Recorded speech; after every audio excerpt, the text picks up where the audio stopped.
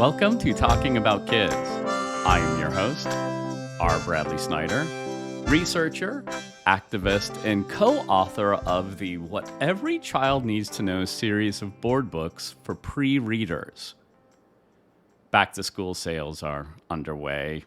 So, in this mini summer vacation episode of Talking About Kids, I thought I would address the back in back to school.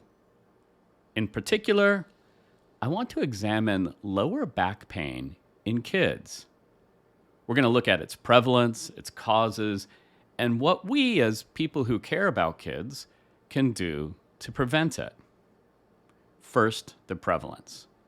Well, globally, there is a growing concern about children experiencing lower back pain. But the rates and prevalence are kind of hard to measure. Some studies in England indicate that about 24% of school children there experience lower back pain.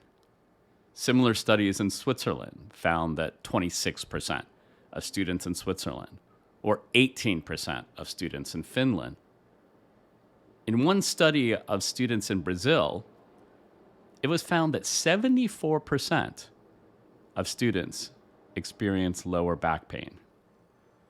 The numbers in the U.S. are a little bit harder to come by, but the U.S. Consumer Product Safety Commission says that on average, 7,500 kids a year are treated in emergency rooms for injuries related to backpacks. And we're going to come back to backpacks here in just a second.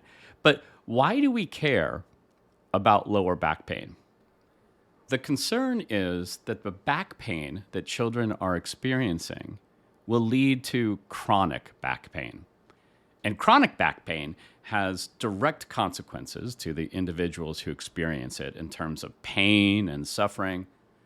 But there's also indirect costs associated with back pain, indirect costs borne by society in terms of increased needs for care and the risks associated with pain medications.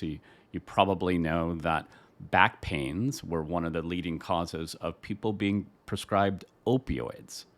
And of course, there's also the loss of contributions from those who are afflicted with back pain. So what are the causes of this back pain in our kids?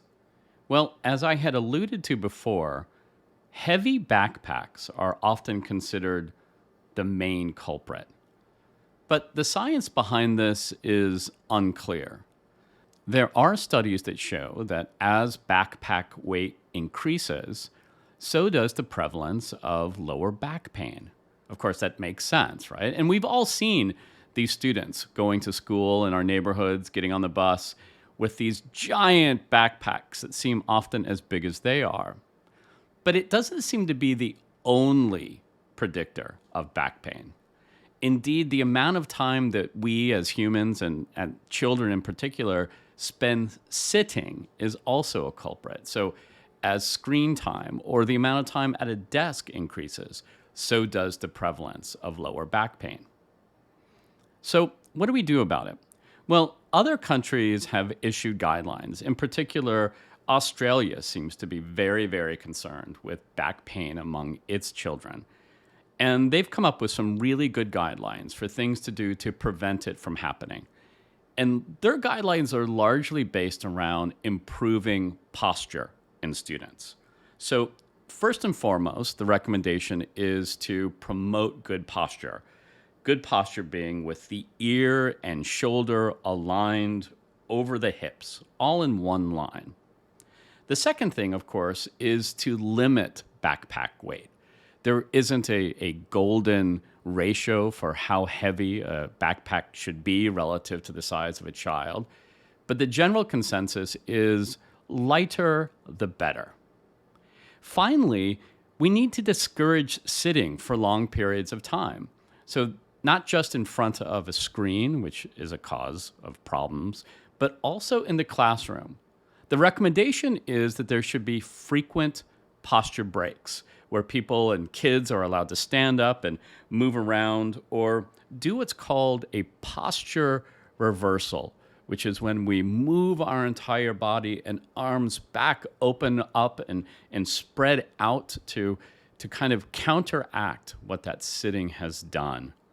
And finally, the recommendation is that students are given time on their stomachs to sit or lie down on their stomach and to curve that back in the opposite direction of where it was headed when they were sitting in the classroom. I hope this mini episode has helped you think about the back in back to school and how it pertains to our kids. Full-length Talking About Kids episodes will return in mid-August with an important examination of fentanyl and kids. You will not want to miss it. Our theme song is by The Senators. For more of their music, go to thesenatorsmusic.com. And remember, kids are young goats and young humans. And the difference is that young goats are easier to manage.